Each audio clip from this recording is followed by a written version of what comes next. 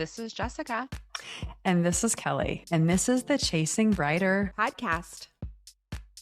Hi, everyone. Welcome to the Chasing Brighter podcast. This episode, we are going to be talking about our latest book club book, which is Untamed by Glennon Doyle. This is an intimate memoir of Glennon Doyle, and it definitely served as a wake-up call for many of us and found the book to be power-packed and filled with lots of inspirational, thought-provoking content and stories. So, Jess, this is a book we've been waiting quite a while to talk about. Yeah, I think it's really important that we have this as a book club because I think we're constantly referencing it. Yeah, I think it came out during a time, and we read it during a time when we were really starting our own self-discovery journeys. And so it was a very timely book in that whether it started the catalyst for it or we were already starting down that path, I don't remember exactly. Yeah, Glennon has written other books, and she is a thought leader, an author, an activist, and I think, could talk endlessly about it. So I know we kind of wanted to focus on kind of just exploring a few questions today to give everybody a little bit of a taste of the book and our impressions and our own experiences in our lives that are aligned with Glennon's. And then hopefully encourage you to read it and to explore how you yourself can begin your own journey and your own untaming. Kelly, what question do you have first? Abby tells Glennon's parents about her wish to marry their daughter. And Glennon's mother says, "I have not seen my daughter this alive since she was 10 years old." This prompted Glennon to ask, where did my spark go at 10 and how had I lost myself? She soon recognizes that age 10, she began to let go of her true self to be a quote unquote good girl that society expected her to be. And she writes, "I was wild until I was tamed by shame." How would you describe yourself as a young child?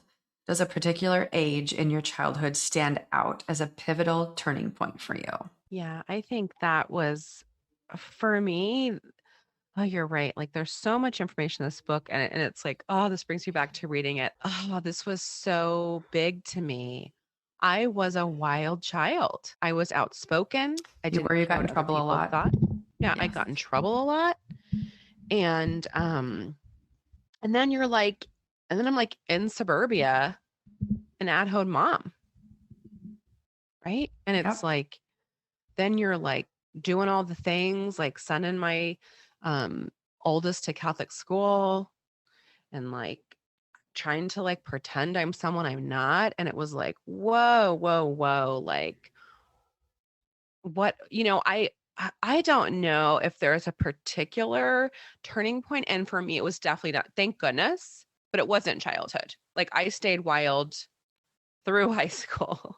And so for me, it was probably like joining the world and adulting where I was, we've talked about these moments where like I was talked to, like a man talked to me in a shameful way, or like I was definitely given the vibe of like, shut up, get in line and get in your place. So just a lot of experiences of, was such an advocate and fighting for things in high school. And I think then when you're older, it goes on deaf ears. And I guess I kind of just gave up and just got in line. I think there's a couple moments in my life that maybe were pivotal. I don't know about what it was when I was very young. I do remember that I was always a relatively reserved. I feel like I was a reserved kid.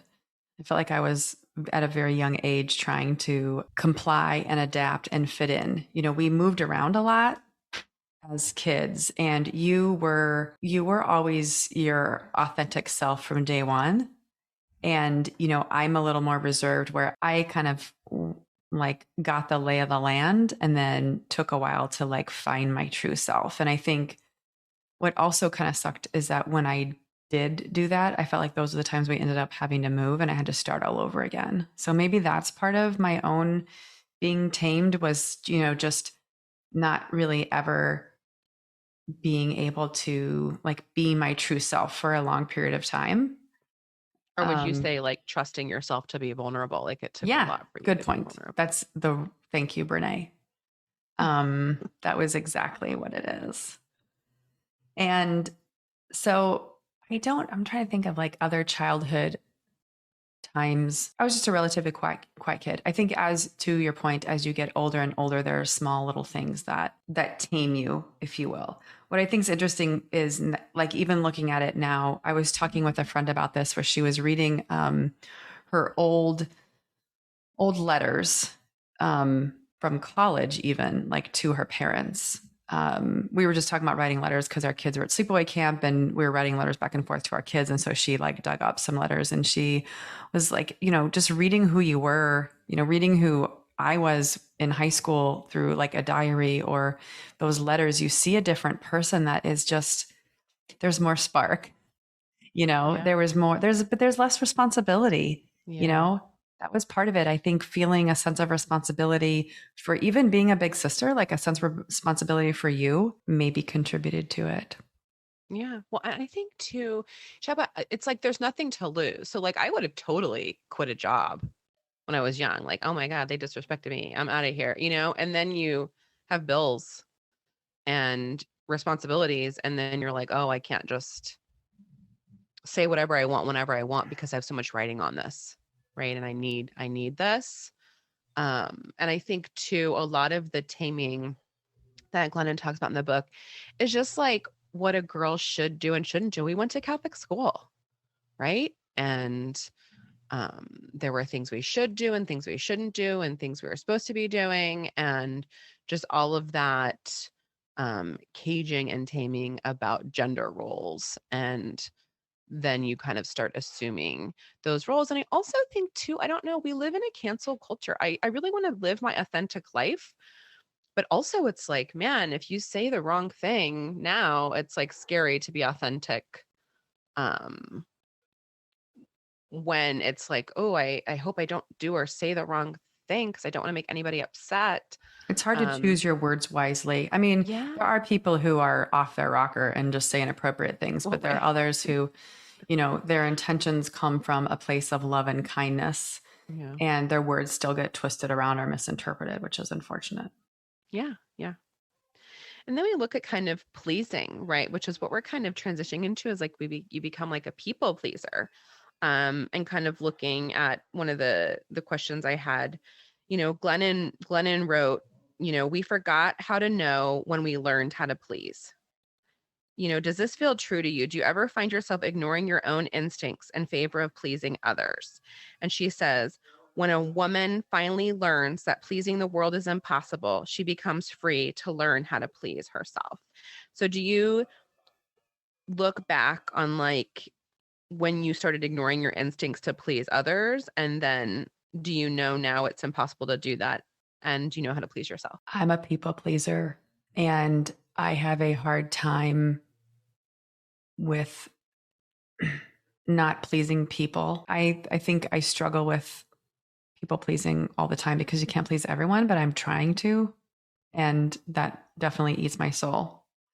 So this is definitely probably one of the core of like the work I've had to do myself, which is, what is, so that's the thing is like, it's kind of like happiness. Cause I think pleasure is part of that, like happiness piece, putting yourself in front of others is for some people it's natural, but I think as you move even more into motherhood or as you get more into life with responsibilities, it gets really murky and it's difficult to decipher, like what is, I don't know. I would have to think about like, oh, wait, let me pause right here. Like, what is it that I really want to do that's putting myself in front of others? Or what is it something I need to do?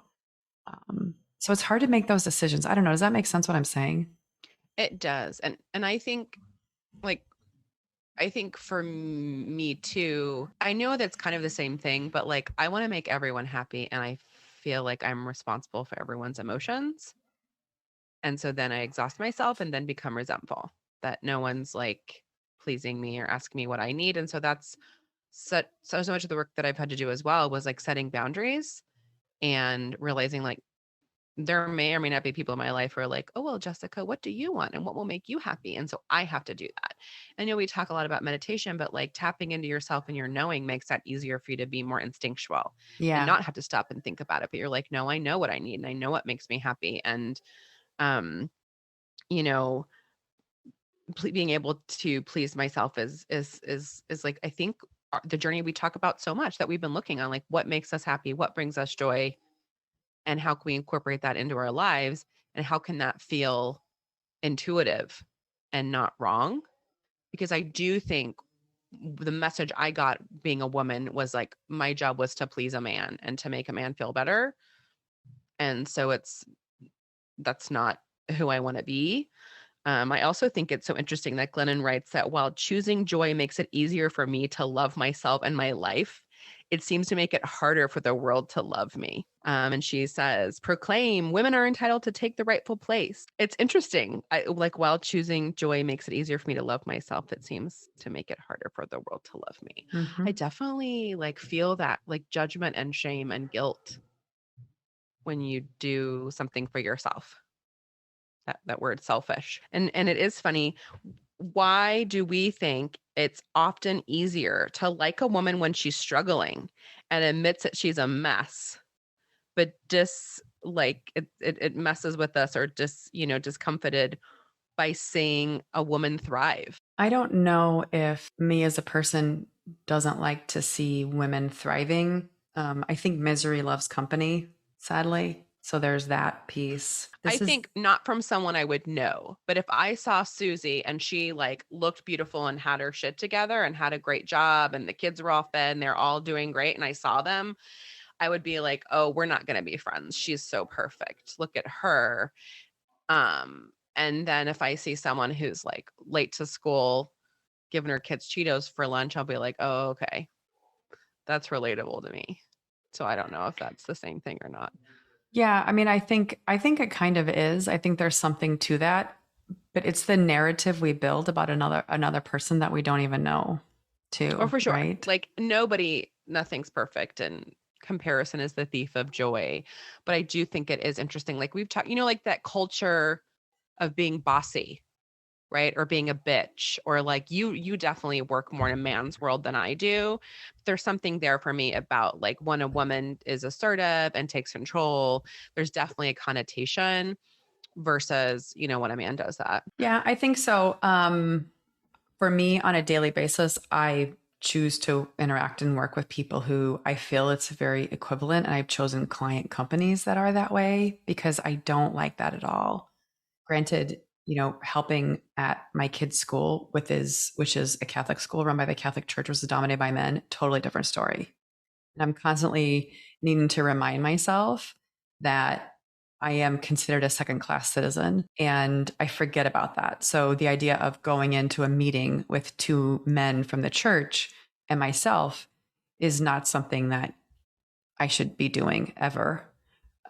And making sure that I have an ally with me who's a man. Like we've even just some of the activities I've been involved in where we realize we need to designate a male person on our team to have the discussions that are needed because the women just don't get the respect. And It's just to sad to kind of, say I mean, that. yeah, I mean, what I hear you saying, right, is that it's like you personally put yourself in a work situation and in your personal life and where there's equality.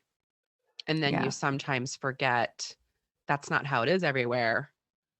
And then you're like, oh, damn, I need to have, like, I'm not going to be respected. And so I need to have a male with me in this situation because Yeah. this is not the, egalitarian stuff I And I normally think put the myself guys know through. that too. Like that's the thing is like everybody who I work with, we know the game we need to play sometimes, and everyone just kind of knows that that's what has to be done. And it's not even, there's no shame in it being like, hey, I think a guy needs to talk to him, kind of thing. Just because that's how it is. It's unfortunate, but it's also the way you get things done. So That ties back to your first question for me when it's like, when did you like lose your spark? Gosh, my journey with Catholicism, Kel, it's like I wanted to be the change, right? And I wanted to fight the good fight and I just gave up. I just gave up. I could no longer be involved in a religion where I was a second class citizen, where there was a glass ceiling, where I wasn't treated with respect. And I think for a very long time, I was trying to fight and be an advocate and make change. Um, and I gave up, right or wrong. We want to be the change, but not if we lose ourselves, right? Yeah. Yep. Yep. Very true. Very true. Glennon, you talked about it too, Jess. And one of the things that I really took away from the book is the description of the knowing, the notion of the knowing. And I really liked her point of view on that. She talks about God and religion throughout the book. She says, to me, faith is not a public allegiance to a set of outer beliefs, but a private surrender to the inner knowing. What do you think, or what do we think even about her viewpoint on God and religion in that way? That blew my mind. So in the book, she talked about kind of like a traditional view of God outside of her, but she was talking about taking time for her knowing. And when she'd make a decision, she would sit with it and decide. And then she had this part in the book that was like, what if God is in me and the knowing is God? And I was like, whoa. Yeah. Right? Yeah. Ooh, no one had ever brought anything up like that to me. And to take God out of it, just tapping into yourself and getting back to, that was so easy for me as a child to know what I wanted. And so getting back to what do I want? You said in your blog post on our journey of self-discovery, am I happy? Right? We're asking these questions and it's we're just going and doing these things. And is this even what we want to do? And so it's tap into your knowing, tap into yourself. And then you'll know what's best for you. So I don't know. That was just mind blowing, and I'm still wrapping my brain around that. And I love that, and that has really helped me understand some things in my own spiritual practice. So yeah, I think a couple things. One is in Christianity, the notion of the Holy Spirit to me, and this spirit, God guiding you and being there for you. How is that not the knowing? How is your gut, following your gut? There's all these analogies, whether you look in religion or just, Western culture, whatever it is, that all kind of, even the universe, right? The universe, you're putting something out in the universe, fate, all these things where there's this sort of pull of some sort to bring you to some sort of a point of view or a feeling. And so I guess I feel like all that is very related to the knowing. And so, maybe people need God and church to help them. If you're sitting there and you're saying a prayer and you're like, God, help me please get through this difficult time. I need to know how to do this. In Glennon's world, the knowing tells you how to get through that. The knowing is there for you. Right. And so I do think that that's where it does become a very, for me, the idea of spirituality is very personal and private. It's just how you as an individual exist and support yourself. Yeah, I think I love that. Right. So it's if you're sitting and waiting for this outside source to tell you what to do, but it's in you. Yeah. And so it's there. And you know what to do. It's you don't need to go to church and pray on your knees. Well, some people might need to, right? But sitting with yourself and thinking about, reflecting on a certain situation and just working through that. Maybe some people need to feel like they have, that's where we say the knowing will help you, but maybe they feel like they need to have God there. But God is the knowing. I think that was what I agree. I think that was what I took away from the book that I absolutely loved, is this concept of the knowing, because even to what you're saying, you have everything you need to thrive in the world. You have everything you need to be happy. It's within you. It is, all of your tools were given to you the day that you were born. And it's a matter of channeling and tapping into all of that power and all of that resource. I think that's why working with Janet and doing the meditation and a lot of her Reiki meditations and things that she says, it's just fascinating because it is all pulling in a lot of ways, you're visualizing the power within you. You know, Glennon says to live a life of her own, each woman must answer, what do I love? What makes me come alive? What is beauty to me? And how do I take time to fill up with it? You know, what do you know what you love, or are you prioritizing those in your life? Like what makes you come alive or what fills you up? Do you think you're tapped into that? Sometimes yes, sometimes no. It's a constant effort of, being in the present and being very mindful about that. It's also, I think there's finding love in everyday life.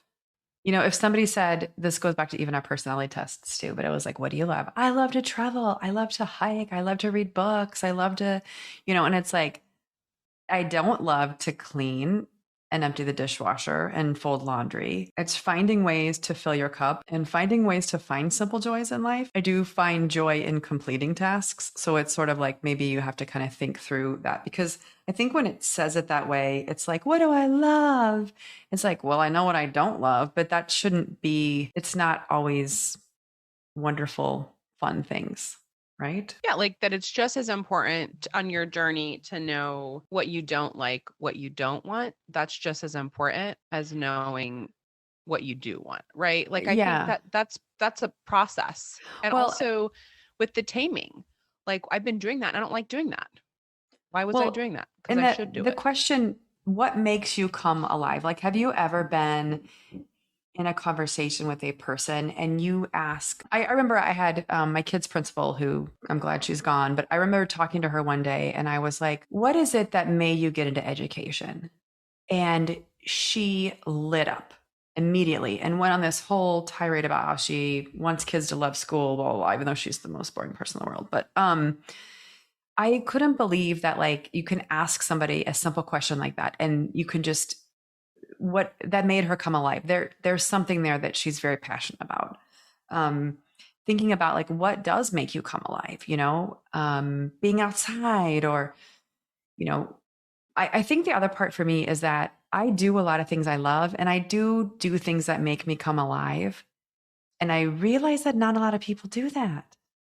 Enough of it. I do it more than I should. Maybe that's my problem sometimes. Well, we get in a rut, or like you get in this, I think you get in a rut and you think you don't have time, or you're tired, or you don't have the money, or and I think, well, that's where I think it can be very simple, like little things we're getting back into. I'm doing a puzzle. I love puzzles.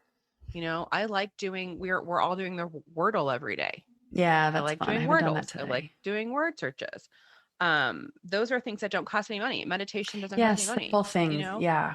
but on the other hand, you get, I think, particularly as a parent, I just been talking about this. My husband, Justin, and I have been going out a lot more recently. And I'm like, this is fun. Why haven't we been going out? Well, obviously there's been a global pandemic. And so I think that impacted it, and then, now our oldest is 14. So we have a babysitter. So it was like pre-pandemic, we weren't going out a lot because it would cost money to go out because you need a babysitter. And then, we were all home forever. And so it's like, oh yeah, like we love this. I love trying different cocktails. I love going to different restaurants. I love having new experiences. And I live in Las Vegas. Are you kidding? There's just Yeah. amazing things that we could be doing, that it's like you just get in a rut and you just go to bed. And it's like, I know I'm obsessed with sleep, but like a couple of times a month you can stay up late. But that's a conscious effort. And that's the thing, because I do find it's a slippery slope when you stop doing things, like I had a great routine of a lot of things I was doing. And then I got really busy with life and I wasn't doing a lot of things that I enjoyed. They always lose immediately. They get knocked off the list when, like, obligations come into play. And I think that's okay sometimes, but you need to bring them back, and it's easy to get out of it. I agree, Jess. I think once you fall out of that routine, you have to make a deliberate effort to get back into it, and knowing, like, once we start going out again, I know it's going to be a fun thing and I know I'm going to have it, but like putting that as like putting that out there. It sounds weird to describe it, but I get what you're saying. No, I think, no, for sure. I think we get in a rut. I think Justin and I have always been aligned with being the best parents we can and of creating this like magical childhood for our children. And we easily put ourselves last. And I think for years, he and I both, we didn't have another person saying, you should go out, you should go do this, you should go do that. It was like we were just like with the kids all the time and kind of like built resentment toward one another. And it just took one of us to like get healthy, right? It took one of us to do work. And it's like, you should go to the gym. What are you doing for yourself? Or like, how come you're going and doing this and I'm not doing that? And it's like, well, what do you need to make yourself happy? So by one of us going on a journey and doing little things to make us happy, it started those conversations of like, why aren't we doing this? Like we never had the conversations of like, what do you need? Well, what do you need to make yourself happy? And what makes me happy? You know, like that wasn't natural for us. That was our taming and our caging of like what parent should be. We're trying to make different choices than our parents and make a different childhood for our children. And then we lost ourselves in that. And I think, you know, once that sparked, it's nice to have an accountability partner, whether that's a spouse, a partner, a roommate, a friend, of like, what do you need to be happy? What does that look like for you? And trying to figure that out and troubleshoot. And sometimes resources are limited and it's hard to figure out, but you can do it because if you make it a priority, you will make it happen if it's important to you. Anything else you want to say about this delightful book? I think, yeah, go ahead. What I was just going to say is, you know, it's about learning to trust ourselves enough, right? Making peace with ourselves, honoring ourselves, unleashing our truest self and our instincts and become, you know, women who can see ourselves, right? And know that we're living our true self. It's a tall order. Yeah, it's hard. Well, I think it's tough. You know, the book is Glennon's Untaming. And by reading about someone who's peeling back the layers of society putting her in a cage, it has you question, you know, why am I doing that? That sounds familiar. I'm not happy either. Oh, that's a great point. Look at how she addressed that. And it really just gets you critically thinking about your life and about reevaluating whether there can be some changes so you can tap back into your authentic self. Yeah, 100%. It's a great book. All right, everyone. Thanks for tuning in this week. Don't forget, if you haven't read it already, definitely grab a copy of Untamed. You can get more information on our bookshelf on chasingbrighter.com. Thanks for listening and joining us today. And don't forget to follow us on social media at Chasing Brighter or on our blog, chasingbrighter.com.